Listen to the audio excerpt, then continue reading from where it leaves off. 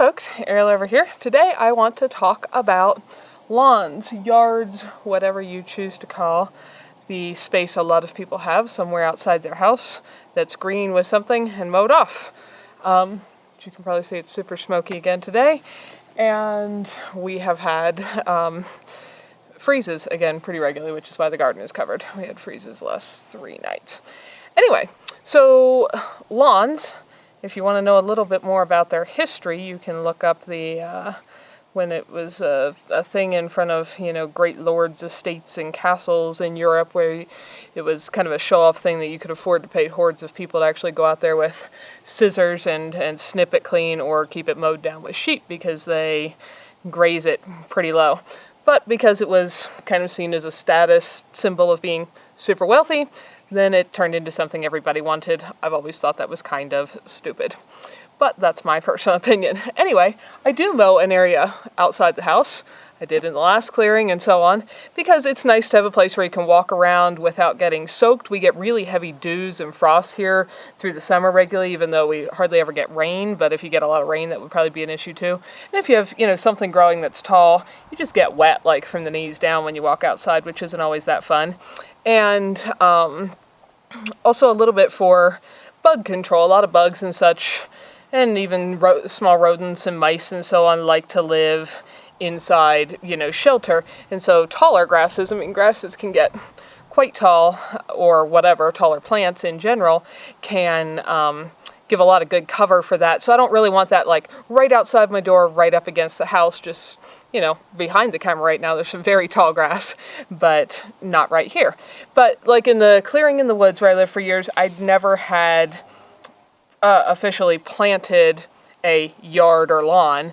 I just mowed off what was there. Some of it was wild berry bushes, there was wild strawberries, violets, dandelions, various wild grasses, various clovers, a whole ton of things. It always looked like a beautiful lawn. You mow it off short, that did what I wanted for the, being able to just walk around conveniently and see what I was walking into, and it was gorgeous. But one of the things I noticed, because there was various kinds of clover mixed into that yard, was that it was the nicest feeling of all the plants in the yard. Now, I didn't mind having the others because I eat dandelions. I put them in salads. I make teas with them, make cookies with them. There's been videos on all that.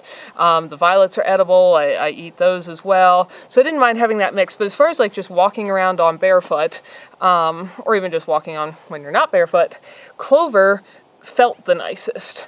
It also happens to look the brightest, richest green. So if you're looking across it from a bit of a distance, and you want that like typical lush green lawn look, it's the brightest green looking thing.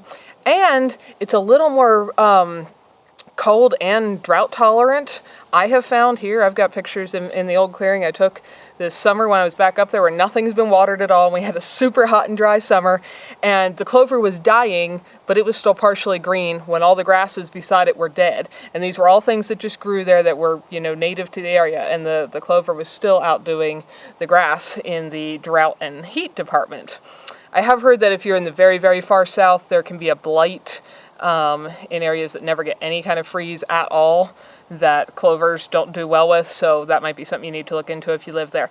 But if you want something that stays shorter, what I'm sitting beside right here is called micro clover. Let's find one of the biggest micro clover leaves and show you that. So that's a little micro clover leaf.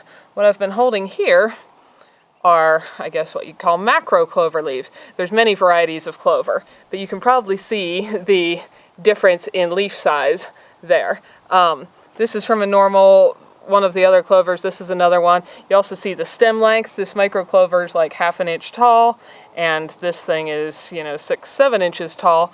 I have other kinds of clovers I've spread seeds for here, including this red clover, which is making a beautiful red flower. That stalk is tall where I picked it, but they can easily get this tall. I've got some yellow clovers and so on that all get tall. I want them because the, pollinators love the flowers. They're beautiful. Chickens like to eat them. They're a good nitrogen fixer in the ground.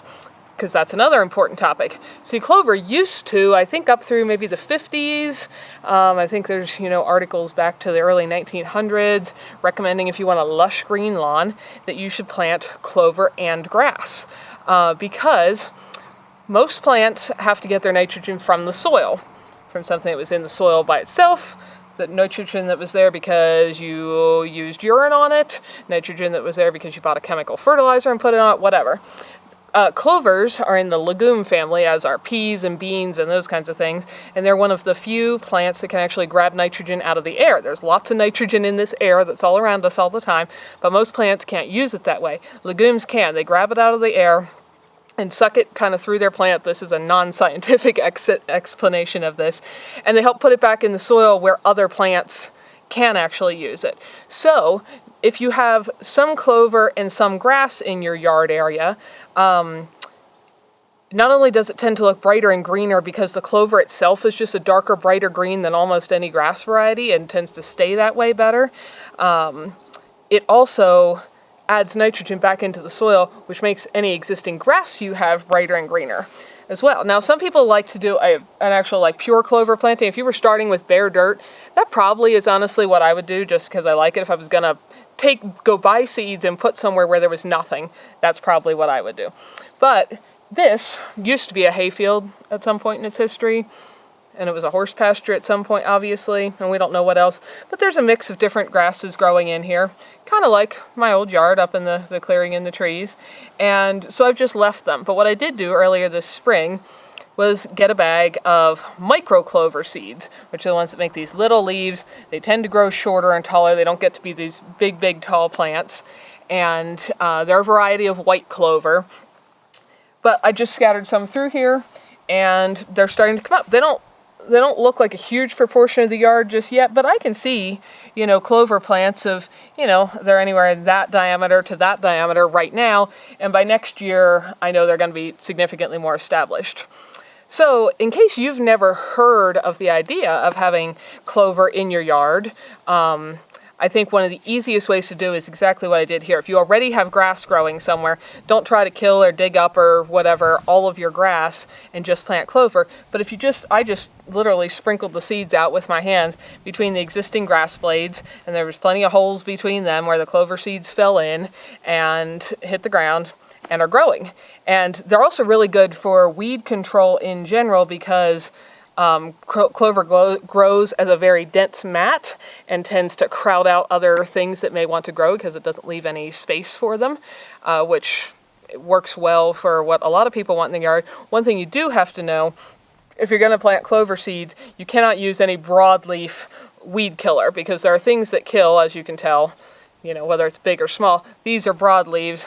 They're not grass blades, and there are a lot of herbicides people use on yards frequently that kill everything that's not a grass. And so if you plant clover and then you use one of those because you want to get rid of your dandelions because you don't like eating them or something like that, you will kill all the clover. So that is just something to be aware of. For me, it's not an issue. I'm never going to put an herbicide on my yard anyhow, and so that doesn't bother me in the least, but it is something to be aware of. So right now, this yard's not super green, but if you've been following this channel for any length of time and have looked at any of the photos or videos in the summer in the last clearing, a big part of what made that lawn area, which was never seeded as a lawn, it's just what was growing wild there, look so beautiful and lush and green, was all of the clover in it.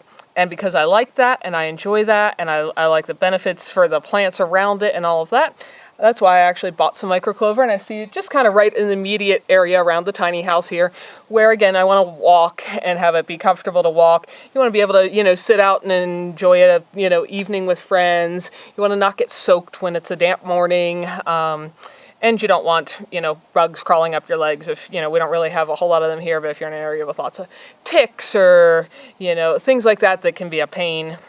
You don't want to just have to walk through tall grass every single time you go outside your door, probably.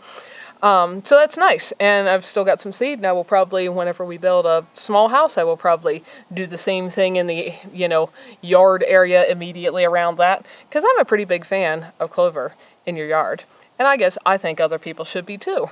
So if you like the idea of using less fertilizer on your grass, because the nitrogen fixing properties of clover adds nitrogen that will benefit the grass, and if you like the idea of it helping crowd out other weeds, and if you weren't going to spray herbicides on your yard anyway, poisoning everything around, and you like just the soft texture, and it can grow up tall enough to bloom. The micro clovers have been specifically bred to not flower as much because other people don't like the idea of flowers in their yards.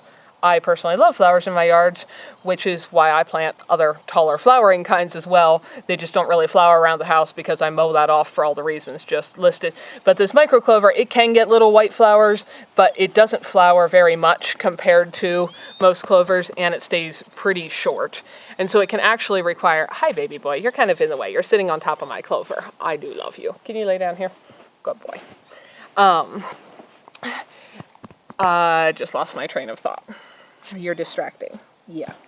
Oh, it can also require less mowing because it tends to stay in more of a level carpet rather than shooting way up. So depending what kind of manicured look you want for your yard, you could actually mow less. So all of that can save you a lot of time and, energy and chemicals and effort and gas or mussels or whatever you're currently using to maintain your yard.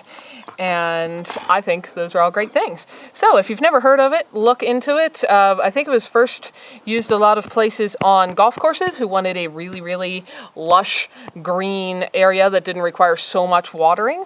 And microclover was found to be good for that.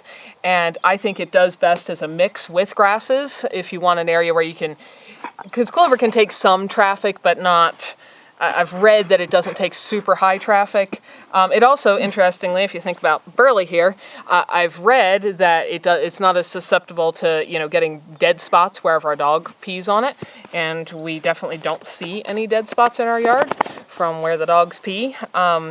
So that can also be another benefit. It just seems impervious to being killed by that kind of thing.